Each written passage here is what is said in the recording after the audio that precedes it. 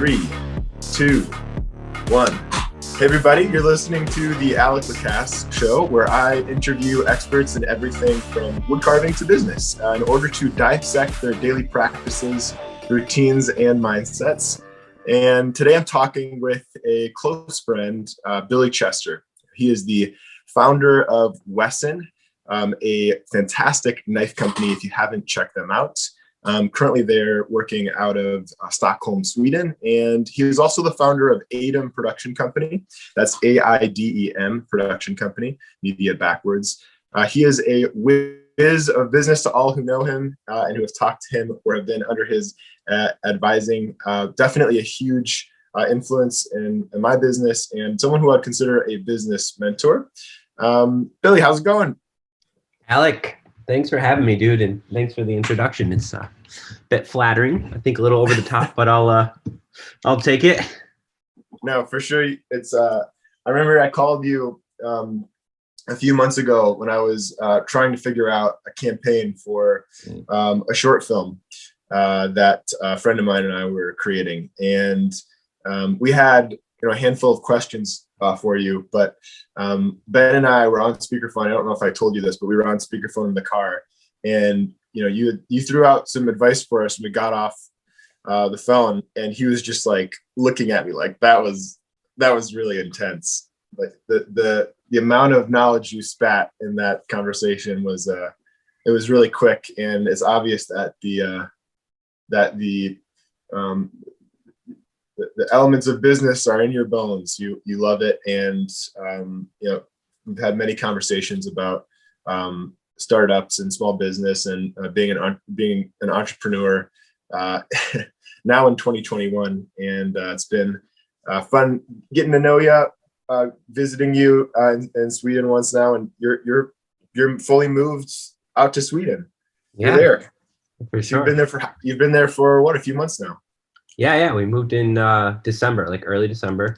Me, the wife, and the kids hopped on a plane during pandemic and moved to another country. But like, I mean, I do remember that conversation with you and Ben. And to be honest with you, for me, I just love talking to people that are willing to listen and apply knowledge. So one reason why I've been drawn to you as a person has been just the fact that you literally listen and apply. And it's so rare. And honestly, it really is. Like, people that actually take knowledge that, someone might have, experienced it and learned over, their lifetime, and valuing that. It's a beautiful thing. So I'm happy to be on this show and to be able to speak to hopefully guests like yourself that maybe will learn something from us today. Sure. Yeah. I think so. I think if anything, there'll be more than what we need in terms of conversation. So I'm happy for that. So tell us a little bit about what I'm curious personally, having been to Sweden now as a result of knowing you and seeing just how beautiful the culture is, and experiencing the fika, which is, for those of you who don't know, this built-in break that Swedish people take multiple times, sometimes multiple times a day. No, most of the time, multiple times a day. They're I think they're really hardworking people, but they have this built-in relaxation where typically, and you can correct me if I'm wrong, Billy, they'll light a candle in some instances, or they'll just take a break and they'll have a snack and conversation with one another. Yeah, 100%. The candle part, I think, is a bit maybe a personal thing you experience. It's not as romantic. Ritualistic, but yeah. I mean, maybe me and my wife, but a typical office fika might be a little less candleless. No candlelight. This is my Wikipedia definition of fika. So hey, I mean, I'm not a born and raised Swede, so you might know more than me. I trust the Wikipedia. I just haven't had many of the candlelight fika, so I might be missing out. Always a candle, from what the internet says. So what about this attraction to Sweden? How did it come about? What brought you there? I mean, you use Swedish materials in your knives, even your everyday carry. So what is it? What is it? Was it the material and the knives? What was it that drew you to Sweden? Yeah, I wish it was as artistic as that, to be honest. But no, it's actually more love than anything. My wife is actually she's Swedish, born and raised from Linköping, Sweden. And I met my wife a little over, gosh, actually, we've been talking for 10 years now. So I met her through her brother. Actually, I took a trip to Africa back in 2010. And I was working with an organization based in Pittsburgh, Pennsylvania at the time, and a team from Sweden actually met us up in Tanzania. And we were working with both in orphanages and in a sort of small village outside of Moshi, which is where Kilimanjaro is. And I met her brother there. And we sort of became instant best friends over the few weeks we were together. And her grandfather and her grandmother was actually on the same trip, and her uncle. And so it was a variety of her family members. And on that trip, I actually got sort of infatuated with the culture of Sweden, just literally from experiencing the people. I'm literally in Africa. I'm, thousands of miles away from Sweden in general, but like just meeting the people and understanding the culture and actually experiencing my first fika. No candle. Yeah, just sort of experiencing the culture it was more of a kind of person to person experience, just seeing the way that the people interact. And I could tell people were much more genuine. The sense of humor was much more similar to even what mine was, which is a bit more of a dry kind of sarcastic humor. But yeah, it was very organic. So my now brother-in-law, which was just a friend and acquaintance then, actually introduced me to my wife. As funny as it is, through Facebook. And I took a bit of a risk. I remember the day I came back from the trip, and I was pretty emotional actually from coming back. First off, experiencing like my first international travel and sort of eye-opening experience of like what the rest of the world, looks like. And then also leaving these, new lifelong friendships, back for everybody to go back home. It was a bit emotional, but I ended up reaching out to his sister, and I sent her a message, and I was like, hey, I got to know your brother in Africa, and I wanted to get to know the rest of the family. And at this moment, I didn't realize that she had 8 other siblings. And so she goes and asks them if this Billy boy messaged them as well, but I didn't. So obviously I wasn't looking to get to know the rest of the family, just maybe one in particular. Right. So we sort of hit it off, and long story short, we got two beautiful kids, a 4-year-old and a 2-year-old, and we lived in the States. We got married 2013, lived in the States for 7 years, gosh. And my wife sort of grew up, her adulthood was in America, and our kids were growing up, and we realized that we wanted our children to have a chance to grow up with Swedish family and to grow up in the culture, and they're still pretty young, and we wanted them to learn the language. So after a couple conversations, we decided to do that. So in December, it was supposed to be earlier, but then I don't know if you heard about this thing, COVID. It sort of came out of nowhere and threw our plans. The whole world. I can't just talk about my own plans that got messed up. But yeah, so basically we ended up moving early December, and it's been fantastic. It's taken a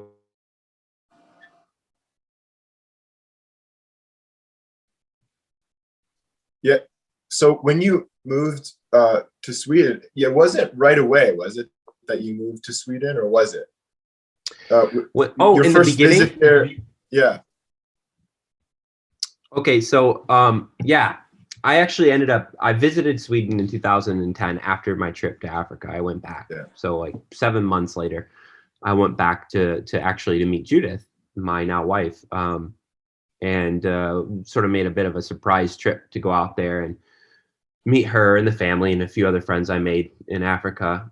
And then we started dating then. And then a year later, so this was like November 2010, I then made a plan to move there a year later in June of 2011. Right. And so, I ended up moving back out to Sweden and made that, my home base at the time. So 2000.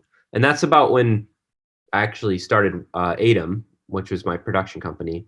Back then, it was more commercial work. We were doing, animations and commercials for different companies and stuff at the time. And I moved that out to Sweden, working with European clients and stuff like that. to sort of support myself while I was out there pursuing love. Incredible. So not speaking the Swedish language and starting a production company in a new country that you've never lived in. That's probably a pretty harrowing experience. Yeah. I mean, I would, as a 30-year-old adult now, I would look back at myself and be like, wow, you know, you're a big risk taker there. But Yeah. back then it was like, what kind of thought went into it? It was like, what does an airplane ticket cost? You know, that was about it. Literally, I swear. I didn't think much further into it. I was like, you know, I'll figure out how to eat, you know. I was like, and you did. Yeah, I mean, in the end, I did. I would say that's 101 of entrepreneurship, you know, Alec, is sort of, it's like, there's two ways of sort of going about sort of entrepreneurial journey. Like my own life is like a business. In reality, you know, so it's like, there's two ways to go about it. One is sort of like planning each step, but the reality is in business, you can't really plan each step. The real sort of entrepreneurial journey is about adjusting to each step. So like, every next step, it's figuring out what to do in that scenario. So that's like sort of how I guess my young life looked like, you know, moving out to Sweden. It was like, oh shoot, now this is the problem. I got to figure out where I'm going to live. I'm going to figure out how to do this. So it was a lot of like just doing without knowing, you know. And now if I had to explain how to move to Europe at 20 years old to somebody, you know what I mean? I have like I could tell you exactly how to do it, but you know, for myself, it was just, it was a problem solving journey, figuring out what the heck a residence permit is and a visa and all that stuff. I didn't know any of that stuff when I moved back then. Right. So how far you'd recommend people learn that? Yeah. For legality reasons. Sure. So how far into this did you know, what I'm asking is, when did Wesson come into your mind as a possibility, and how long after the first visit to Sweden was Wesson an idea?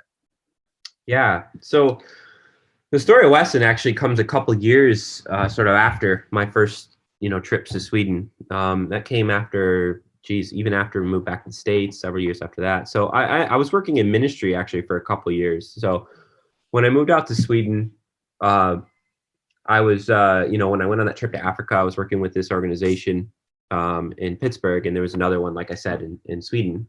And this organization did trips across the world and was doing, you know, missional work and different outreaches and stuff like that. And I ended up actually volunteering with them as a creative director. So I had experience, you know, with video production and stuff of that realm. So when I moved to Sweden, of course, I both started my company, Aidem Studios, to sort of support myself financially. But I started working with an organization based in Stockholm, working as their creative director, doing like video content and stuff, documenting trips and travels. So during that season, I worked with, you know, one organization in Stockholm from 2010 till 2013. And then me and my wife got married, and I got a job offer actually back in Detroit, Michigan, you know, which brought me to, you know, back home. That's actually my roots. I grew up in Shelby Township, Michigan. So I got a job opportunity to go work as a full-time creative director for another organization that was based in Michigan. So during the season, it was a bit more of a it was a learning season for myself. I was, you know, working as a creative director under, you know, the leadership in the nonprofit space. So Aidem sort of went to a hold for a little bit, you know, because I was a bit busy with my pursuits in the professional space. And so I ended up working for this organization, Compassionate Touch, from 2014, early 14, until 2017. And so that now brings me to the story of Wesson. You know, I sort of always had a passion for film. As you can see, like my professional journey has always been, you know, in production and as a creative director for both film and for, you know, for media in general. But I've always had a passion for storytelling in more of a narrative sense, like long form. And the reality is over the last like 7 to 8 years of my life, I didn't have any sort of creative freedoms or even financial support to be able to pursue storytelling in more of like, you know, as you would know, like a movie. Right. And that's always been sort of this hidden, not hidden per se, but this passion I sort of pushed aside. And so I realized that, like, given my current professional pursuits and the current career I had at the time in 2016 and 17, it wasn't giving me both the time and financial freedom to be able to pursue filmmaking as more of an art form. So that's actually when I actually stepped back into my entrepreneurial roots and started to plan a bit for what my future was going to look like to support to support that vision of being a filmmaker and to have more creative freedom to be able to pursue something that isn't per se, about like my career in the professional sense. Right. And I started to sort of brainstorm a bit, what kind of, I guess you would say, like, what kind of holes are in the market. So this is 2016. I moved back, we've been back in the States since 13. So we've been in the States. I've been working with this organization for a couple of years, traveling around the world. And so in 16, I started to kind of plan a bit what the future would look like. And I realized to be able to pursue film and stuff, I had to step out of my current role. It was, too burdensome. I traveled every other month for 2 weeks, and we were, all over the place, and it just didn't really support, the kind of lifestyle I was hoping to have in the next couple of years. So I realized that the best thing I could do would be is going back to like my entrepreneurial roots. So yeah, started to do some research, finding like a bit of a hole in the market. And the reality is I actually just looked at like, what do I use on a daily basis? And the funny thing is the first, ideas I had were like super simple. They were literally like so far from what I landed on, but like, things like clothing or shoes or pants and all these different things you would think, headphones. And after doing some deep dive in market research, I, sort of laid out what was in my pocket at the time. And the reality was I had an iPhone, a wallet, and a pocket knife. And sort of looking down at that, I thought to myself, okay, the iPhone is literally perfected. Wallets are a dime a dozen and probably won't be around much longer. But a pocket knife, it's like, people have been carrying pocket knives for hundreds of years. And in that moment, I was like, now that's it. It's pocket knives. So what I did is I sort of started it a bit as a hobby in 2016. Yeah. I was working my job at the time too, full time. So in the afternoons, I would come home and I started building out this web store. And the idea was that I was going to build like a bit of a drop shipping concept along the lines of like the outdoor space, trying to really cater towards the bushcraft kind of like knifey customer. So I basically came up with this brand name. It was literally like just an influential brand. We posted, we reposted pictures of people on Instagram and things like that, just trying to build more of a culture around this idea than an actual, company. And I called it Wesson, and it stood for West, East, South, North. And then goods was representative of, like what goods we were selling on this store. And the idea would be that we would use influencers to like, kind of generate some traffic and stuff like that to build a market. So it was really analyzed. Like there was no emotional, decisions really in regards to the pursuit for starting this knife company. It was really like trying to create financial freedom to support, filmmaking. So that was 2016, and I ended up building the Instagram account to have like 1,000, 2,000 followers by like 17, and in 17 I realized like, okay, I'm starting to get some traction in this market, so I decided to actually, turn this into a company. And at the time, like I didn't have much, financial backing behind this. I was working a full-time job, still traveling, and just had our first kid in 2016. Had a house, so I had a lot of risk involved in this. I couldn't really take much risk. So I decided to sort of take it a bit slow, and I had some contacts in China from working previously on some promotional materials for a company I was with, and like pens and crap like that. And I was like, hey, do you think you could help me make a knife? And he was like, yeah, I'm sure we could figure it out. So we reached out to some factories and started to get the resources we needed to sort of like design out, like the actual like mechanical functional product. Components. Yeah. Yeah, Right. exactly. So I started, being the fact that I have like experience in design and a background in marketing, I was able to sort of, use my skills at literally just sketching out like some conceptual, designs. And then I sort of went to the market with that. So I like would sketch out a product and kind of like reach out to some industry pros, some guys that like, I've got to know through my growth of the Instagram account and stuff like that, and get their opinion. And it was like a 3 to 4 month journey to sort of develop out our first product. But yeah, I sort of used industry pros just to get feedback on materials and things like that. Because the funny thing was, I literally knew nothing about pocket knives at this time. Like I knew they were sharp, I knew they folded, and I knew you'd put them in your pocket. Like that was it. So I just needed to sort of utilize, I needed to put sort of my strengths of sort of leaning on other people in the industry to sort of make a product that both I would use and also, the industry would sort of use. So they helped me figure out materials, all those different things you would never really think about, coming as an outsider. You would never really think that like these things are important. But yeah, so I sort of developed all that stuff out, and it was like a kind of 5 to, as I say, you work your 9 to 5, and then this was like my 5 to 1 project where I was like building out the product and all these different things. But yeah, so basically, when we sort of nailed down a product, we had to launch it.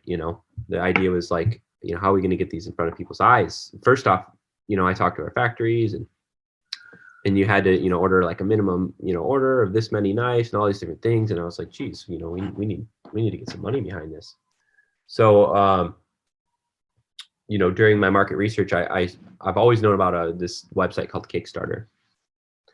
And it's always been intriguing to me, the idea of it. And if, for those of you that don't know what it is, it's this website where you're able to sort of take both products, ideas, concepts. Alec actually did one a couple months ago for a film project, actually, that he referred to earlier, podcast of him and his buddy Ben did this film.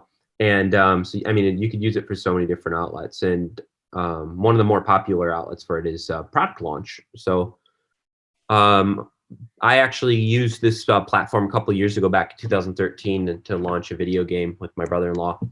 And I had some experience with it, and I realized it could be a huge asset for us. So I did some market research and realized that, like, yeah, you launch knives on there. And, I started to dive in deep, I dived real deep. I listened to like 140 podcasts about Kickstarter and how to launch products on there. And like, I think it was like a 75-day, like straight up like overdose of Kickstarter knowledge, just to really master like what it takes to launch. And like, if you compare it in every step of the way, like I did that with knives too. I was like, talking to all the industry pros, figuring out everything I need to know about pocket knives, everything I need to know about, the outdoor space. Like, so it's just a lot of like absorbing knowledge in your space. Like even for you, Alec, like your early days of carving, you told me that when you first got into this, it was the same concept where you just wanted to absorb every piece of knowledge you humanly possibly could. Sure. And I mean, am I right? For sure. Yeah, absolutely. Yeah. So that's like, yeah, for myself, it's not necessarily something I'm doing out of enjoyment. I'm doing it out of like my due diligence, because right. Like I would say the success is reliant on, yourself, and, the more energy you can put into something to sort of save yourself from failure, I think is the better. But right. But I wouldn't think of it as an intimidating way though, like, 170 podcasts or whatever. Right. But yeah, so long story short, yeah, I did sort of a bunch of market research and figured out like what the, best methods for launching are and all these, different things, and got our product to a final stage and started to do some guerrilla marketing using like Facebook and different things, like, joining different groups and stuff and communicating what we're doing. And people got really excited. I sort of realized there was a hole in the market in the knife space. Like nobody was creating like what we did. Was, I'll sort of describe what our first product was, but so what I did is I sort of did a bit of market research and talked to some industry professionals and just some people like, that had like knife sales websites and different things like that, and figure out like, what's missing in the market. And the reality was there was no like really small pocket knives. Like pocket knives there was a weird trend over the last 10 years where they were just getting bigger and more tactical and just meaty, big old, like massive pieces of metal that people like carried around. And I think the reality was because the knife space was really influenced by like that kind of military, kind of persona. And actually at the time, one of the biggest, revenue generators in the professional knife space was like military contracts and all those different things. So I think people were really focusing on like that space and a little less like someone like myself. Like the pocket knife I carried every day was literally like just the best one I could find. It was not like the knife I wanted, Right. So we realized there was a bit of a hole in the market, for like a really small kind of just sort of a user-friendly pocket knife, something that you wouldn't feel weird about carrying with you. So we ended up designing, and when I say we, I'm literally meaning me because it was just me back then, but for some reason I get in the habit of saying we. But we ended up designing what we call the microblade, and the idea was using some functions that I loved in the knife I currently carried, which was that it had like, the one I had, it was spring assisted. So when you would like push this little tab in the back, it would flip out and it locked. And I loved the idea that it locked, and I love the idea that I can open it with one hand and all these different things. So we sort of took all those features and trying to compact it into this small little package. And I sort of spent a lot of time communicating with, customers, potential customers and people in the industry, and really just got their feedback and applied it to the product. And it took us like, 7 months about, it was February until like August, until I sort of had like a final product, like nailed, and it changed. If I could show you like 7 different versions of what this was.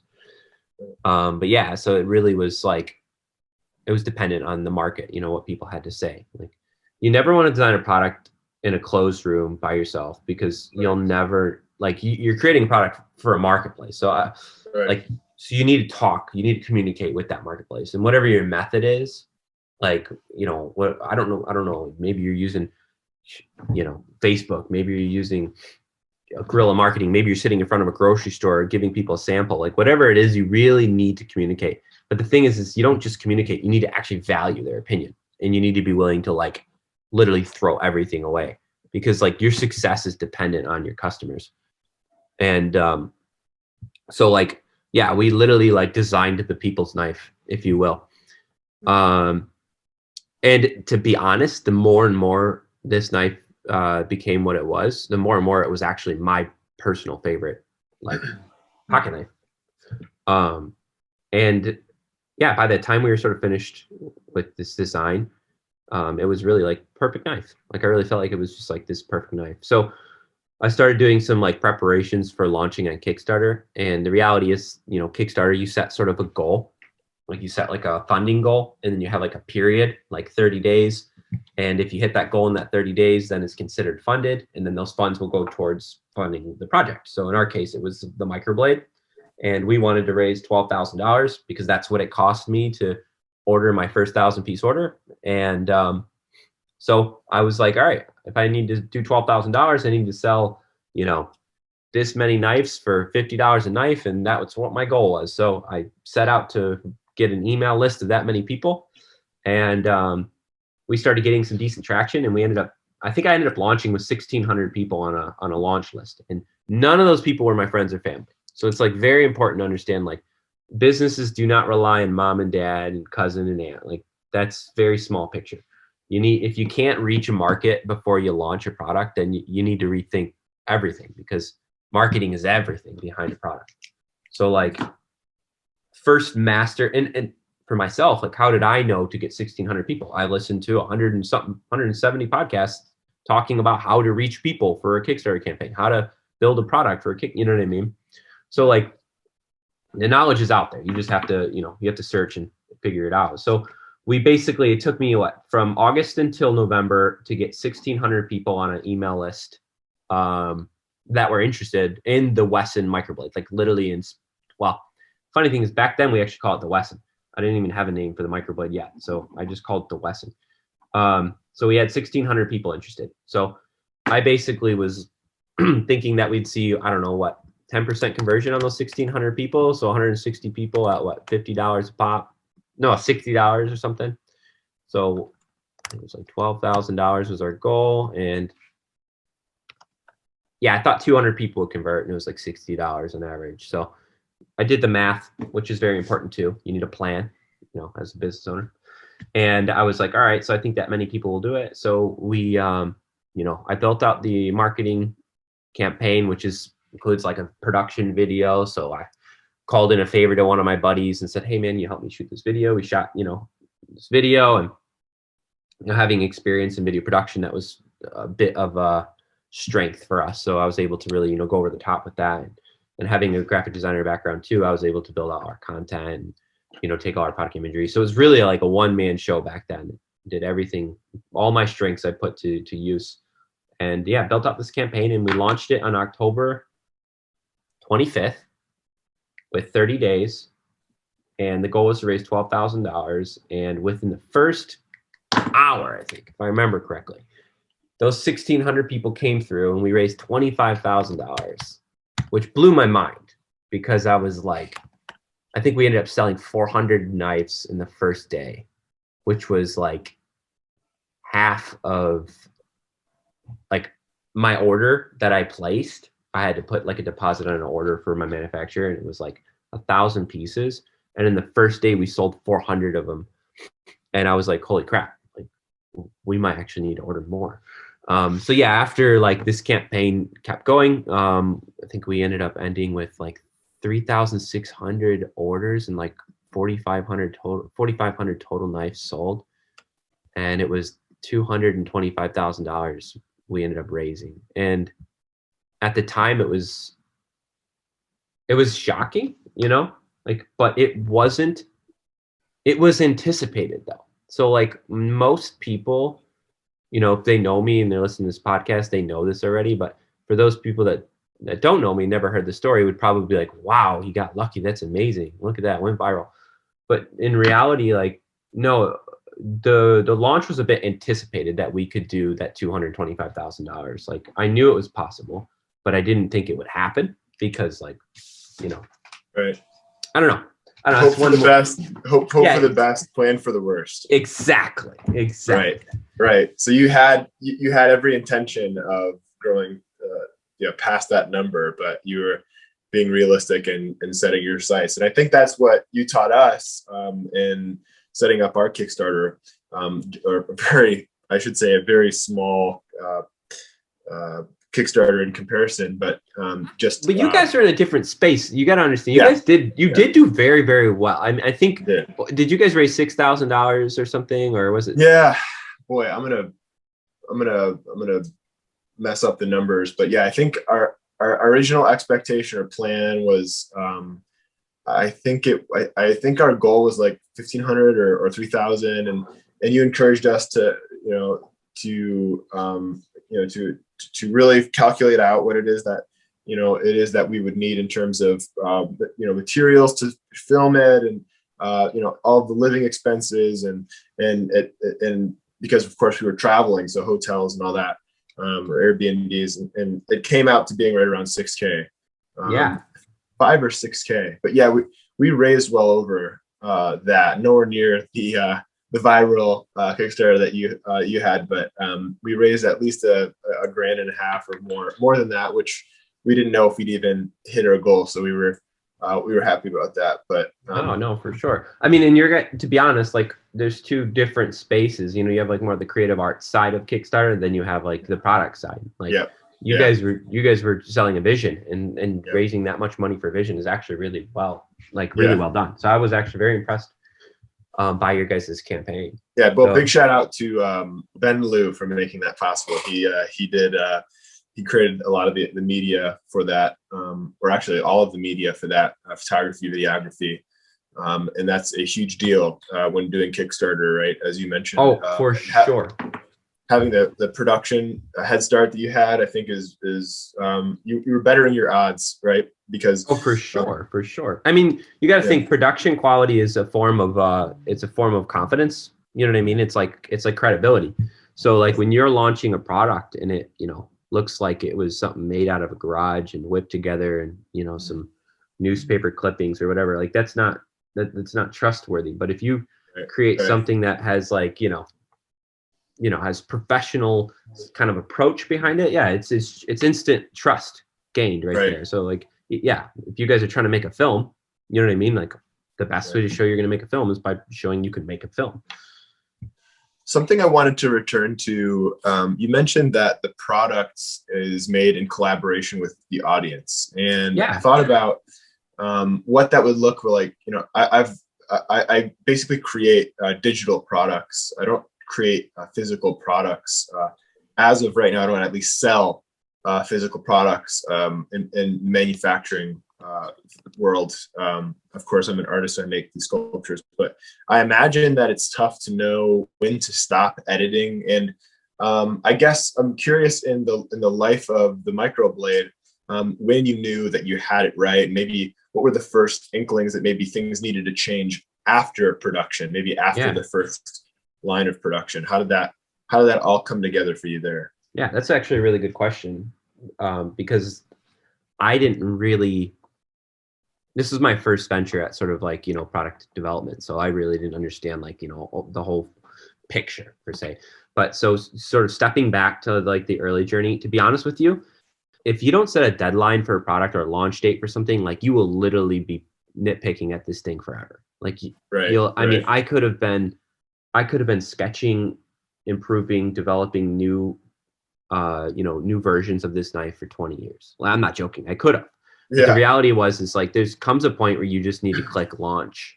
And when you create that deadline, like that doesn't mean like your product's half finished as a piece of crap or like whatever.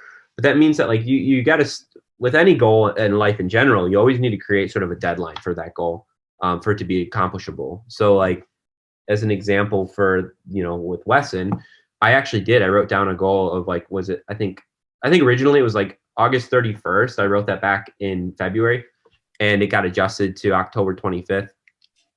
And I said, like, I need to launch. So everything in between sort of comes in, you set your goals, everything in between. Like I need this many people on the email list. I need this, I need the knife to be finished. I need to have this.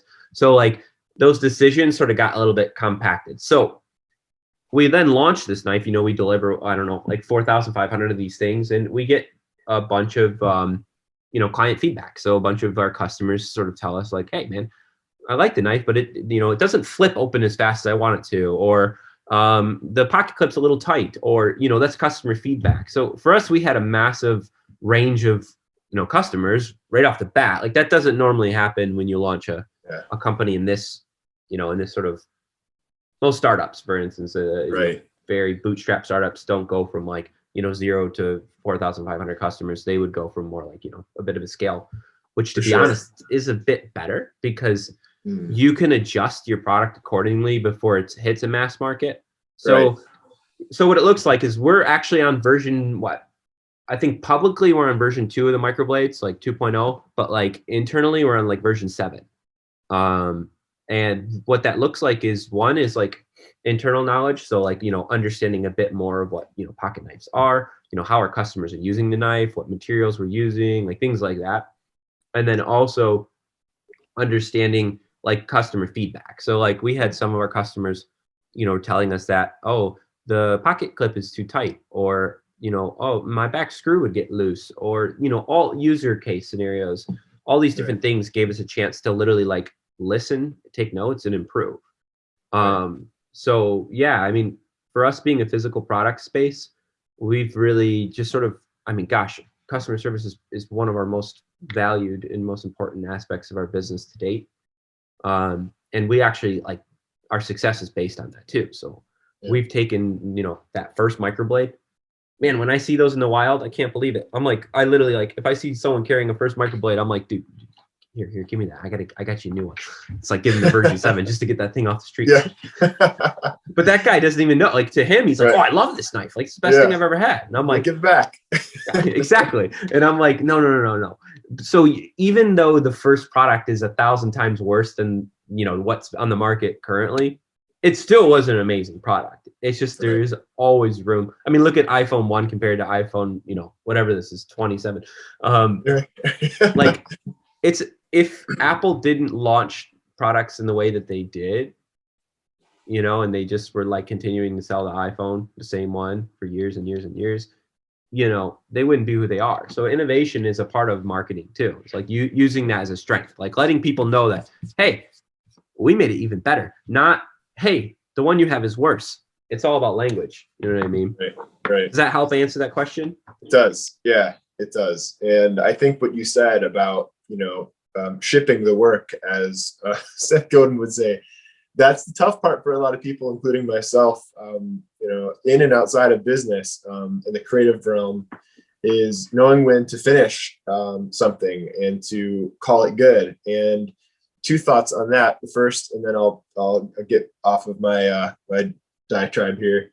But the first thing is that there's a quote, I can't remember who it's from, but it's this idea that great art isn't finished, it's abandoned.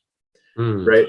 So, this means that you might not ever feel a sense of finality in a work that you've created. You might never feel it, but sometimes it takes a third party, another person, to tell you that something is done.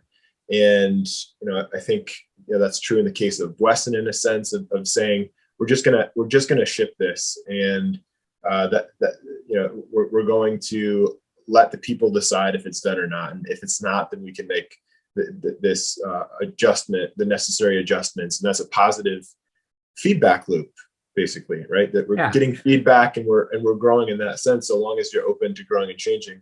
But the second thing is the fact that, and I learned this through creating these live stream videos where I timed myself, and I was able to see how much I can get done in a very short span of time.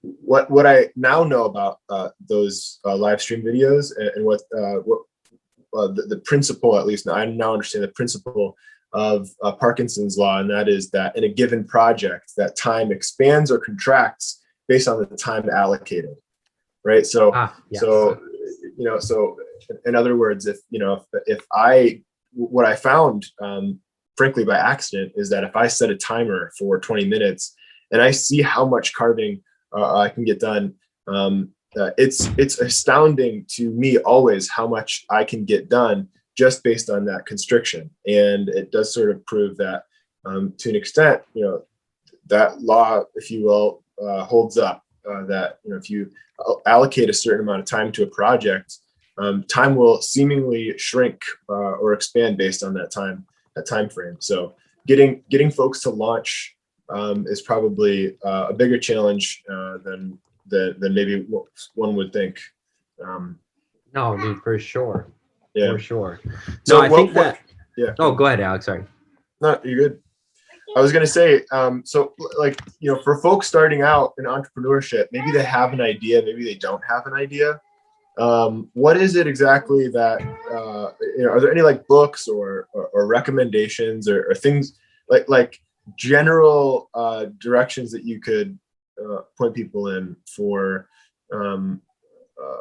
resources for entrepreneurship? Like what were some of the early books or sources that inspired you? You talk about podcasts. Yeah, for sure. Gosh, let me think. Yeah. I would have to literally open up my Audible and just like look at some books that I've read over the last couple years. Audible literally is like for someone like me who has I actually have dyslexia. So like I like grew up like never reading books and being intimidated by them. But then I started like Audible when I was younger and realized that like just because it's a hurdle doesn't mean that I can't get over it. So I've been like religious about Audible. But so for me, like in reality, like books are a massive tool. So like one thing is sort of like it's about like lifestyle building. So Atomic Habits is like one really, really great book that I would recommend to anybody trying to create a bit of like routine kind of structure in your life. Because like one of the big things for me in regards to business, like when I launched Wesson, I was working that, my 9 to 5, and then I'd come home in that 5 to 1, which in reality isn't really a healthy thing to do. But like a lot of people that I talk to, like time is always sort of their burden when it comes to like business.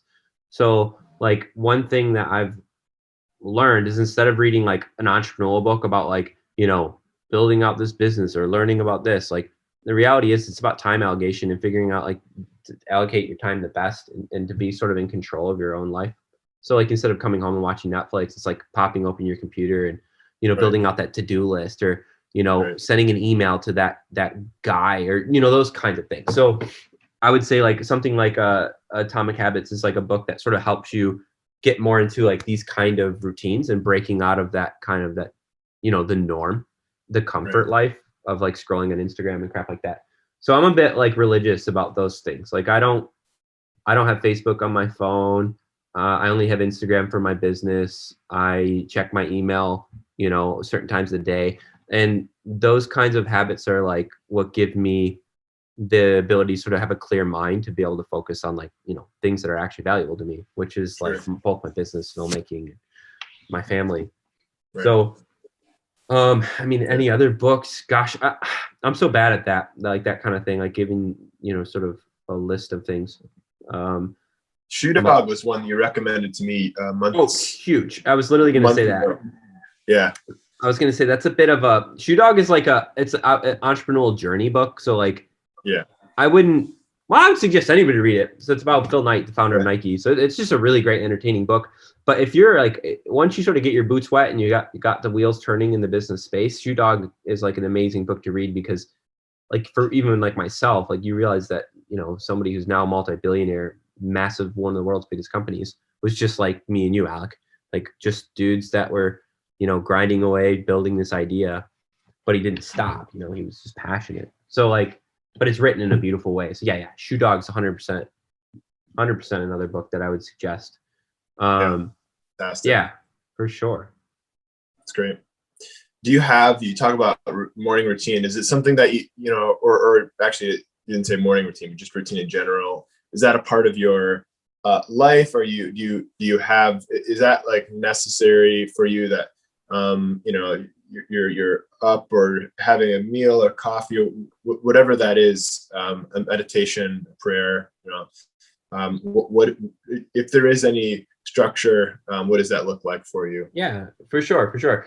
So for me, routine is literally like my life. It's my livelihood. It's like the lifeblood of myself. Like I realize when I don't have my routine, like everything starts to fall apart. And now I'm so anti routine as well in a funny way. Okay. Yeah. So like, I hate the idea of like tension there. Yeah.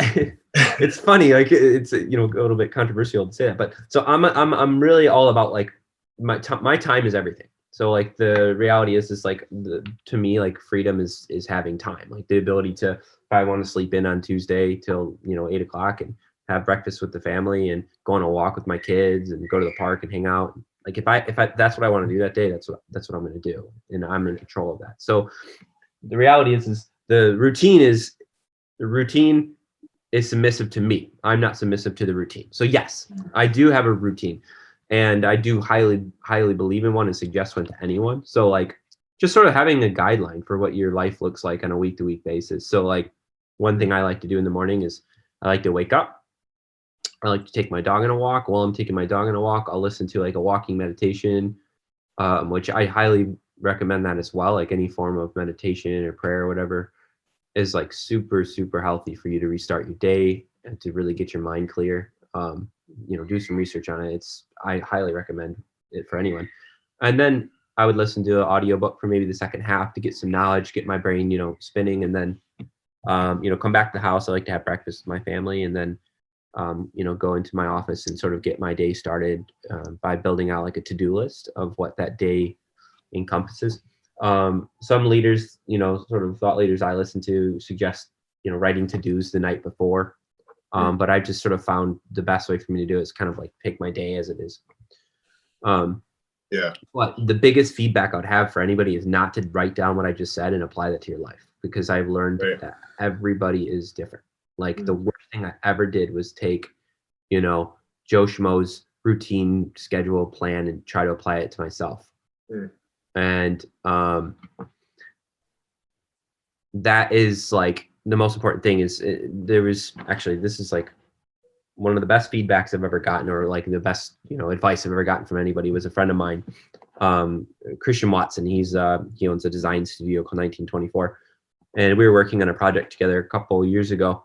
And I had like all these things going on. It was right after I launched Wesson, and a lot of pressure. It was like, I was working a full-time job at the time still. I had Wesson growing, all these different things. And he was working on a project with me, and I'm like literally just like losing it. And I'm talking to him. And I'm just like, dude, man, I don't know if I could do this right now. Give me a couple of days. And he just looks at me. He's like, dude, just be you. And like, I've heard it said 1,000 times. I've heard like, hundreds of different different ways of saying that. But in that moment, it clicked for the first time in my life, like the idea of just being you. And really what that meant was like, you're the only person in control of your life, like only you. Like, so in that moment for me, what it meant was like, just be me, make the decision you want to make. Like if you want to work on that project, or you want to do that, or you want to do this, you want to like, just be you, make that decision. So like in regards to like routine or business or any of these kind of pursuits, like it's very important to understand yourself, like who you are and what do you want to do? Like, are you an early bird? Like, do you want to wake up at 6 a.m, or do you want to be up to 3 a.m? Like, what is you? Like, just because, freaking the CEO of, Delta wakes up at 4 a.m. every day and goes on a 10-mile run, and then, starts his day in the sauna. Like, just because that's his life doesn't mean it has to be your life. So, right. Very. Although I do really like the sauna part of that. Sorry. Oh, dude, that was my own. I don't even know if he does that. No, I'm a sauna hot tub guy. Like that's actually one of the biggest sacrifices I made moving to Sweden was I had a hot tub in my backyard that was like a part of my it was a part of my routine, my religion. Was to sort of end my day in my hot tub, but now I don't have that anymore. So now we need to be, life needs to be enjoyed. That's the most important. Like why did I start a business? It was so I could have freedom, so I could, take a weekend trip with my family, or take a week trip with my family, or so I could, like I said, sleep in or stay up late, or, they say that like wealth isn't a number sign. Wealth is your time, Right. Having time. Exactly. Right. I was impressed having vacationed with you. How little you looked at your phone, how little you attended to your business, but that when you did attend to your business, it was very intense. You weren't like casually. So for me, I'll finish. You weren't casually checking your phone constantly like I would, and I do every day. I'm like constantly, just checking the streams and the email, and you seem to have really engaged socially and be relaxed and enjoy yourself. And then when you were focused, there were like blocks of 45 minutes to an hour where you were just unavailable, like completely. You like off in a corner somewhere, just kind of, I have to do this, So I appreciated that about you. When you're present, you're present, and when you're focused, you're really fully immersed in what you're doing. Yeah, I'd say that's a bit organic to myself. Like I've never really that wasn't something per se practice in a way. I just sort of realized that I work the best like that. Like I said, I don't have Facebook on my phone. I only have Instagram for my business, only check my email at certain times of the day. Like these are habits I created to make myself a bit more efficient so that I can, sit down and hang out with my son and play instead of being on Instagram, or because I'm a victim of that crap just like anybody else. And like I realized that after 30 years of life that like you only get these moments once. So when we're, for instance, at my wife's grandparents' farm together, like when you were visiting last year, those moments are valuable. Like this is a beautiful place. They're only going to be alive for so long, and like those kind of moments in reality, it's like you decided, you just got to sort of look at life as like a bit of a gem. And the last thing you'll want to be doing is scrolling through Instagram or checking your email or anything in those moments. But when you don't do it all the time, then you really do have to focus in like when you are doing it. So like that's the trade-off, I guess, in a way, that like when I have to check those emails or I have to get back to that or whatever, you do have to sort of separate yourself and really focus and, allocate your time properly so you're able to have those freedoms. Right. In talking a little bit about Weston, I realized we haven't really addressed a huge part of your life, and that is Aidem. And Yeah. when when you think about film, what are some of the films that most inspire you, and maybe that you keep in your mind as a sort of a goal for your work? And maybe backing up, do you have that sort of thing in your head where maybe you're always thinking about certain films,